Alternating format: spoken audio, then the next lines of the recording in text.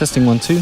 What's up guys, Tim here from Audio Tutor. So dynamics are a huge part of recording and mixing. If you have been involved in audio for any length of time at all, I'm sure you will know that dynamics are just a vital part of the process. And when we talk about dynamics, we usually talk about compressors, right? And if you're not aware, compressors are basically a piece of equipment, or nowadays a plugin, that allow you to control dynamics. So if you've got a quiet part here and a loud part over here, you're able to kind of balance those out and have a more constant volume level using a compressor. And compressors can be more of a general thing over the whole span of a track, or they can go into minute detail on each hit of a drum head. With that in mind, I have the top 3 compression mistakes you are still making in 2019. And make sure you hang around to the end because I have a brand new gift, a free gift that I'm going to give you. It's absolutely brand new for 2019, so do stick around to the end. Okay, number 1, the first mistake is not compressing enough. Now this actually stems from advice that people give. A lot of people out there give the advice of sticking to the rule of thumb of around 3 to 4 dB of gain reduction on the meter when you're using a compressor. Now, that is a good rule of thumb, sure, it's a good rule of thumb, and I use that from time to time. It prevents you from over-compressing things. However, you should never think of it as a limitation. Now, let me give you an example. So let's say you've just recorded a lead vocal for a new hip-hop track, and you want that lead vocal to sound really aggressive and upfront and gritty, and you've maybe read online somewhere that an 1176 compressor is going to do that job for you really well, and that person online would be correct. That is a great compressor for the job. So you grab that compressor and you do 3 to 4 dB of gain reduction on your lead vocal, and then you're kind of disappointed, right? You're disappointed that it doesn't sound gritty and upfront and as aggressive as you wanted it to.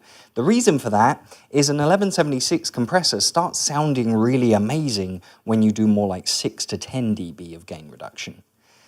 So you see the problem there. You've limited yourself to 3 to 4, but you needed to do way more. You needed to really crank it up there. So the first mistake is just not compressing enough. Compression mistake number 2 is compressing everything. And this is kind of similar to last week's video about EQ. I said kind of the same thing about EQs.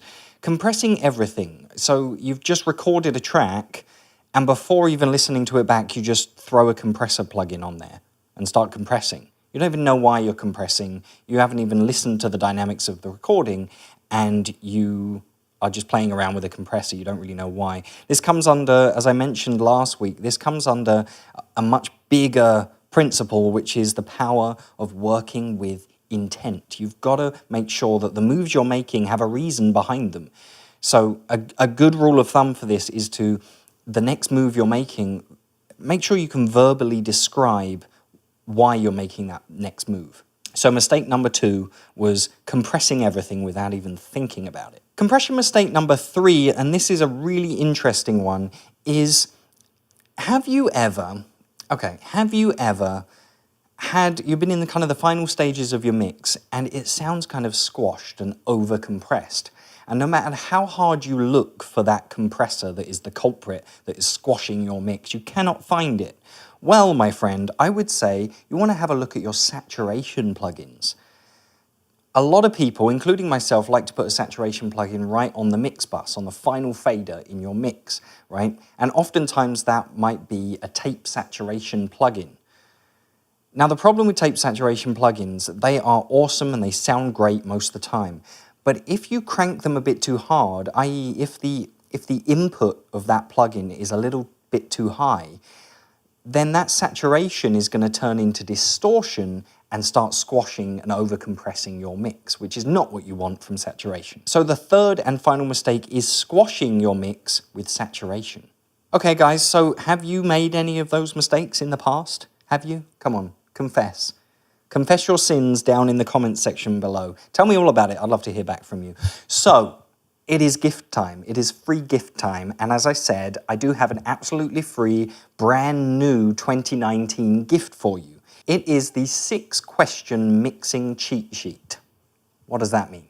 Okay, so there are 6 questions that you as a mixing engineer should always be asking yourself whilst you are mixing your latest project, right? So right in the middle of the process, you should be asking yourself these 6 questions. I've listed out these 6 questions on an easy little PDF document for you, which you can download, you can print it out, you can have it on your phone as a reference. But the point is that it should always be kind of nearby when you are mixing your latest project. So you can sit down, you can have a look at the question, you can say, am I doing that? Am I doing that? Am I doing that? And these are 6 vital principles that are so often forgotten about and pushed to one side. So they're very important. Make sure you check it out. As I said, it's absolutely free, a free gift from me to you, the 6-question mixing cheat sheet. All right, check it out. And have a great week, guys. I'll see you on the next video. My name's Tim from Audio Tutor. Ciao.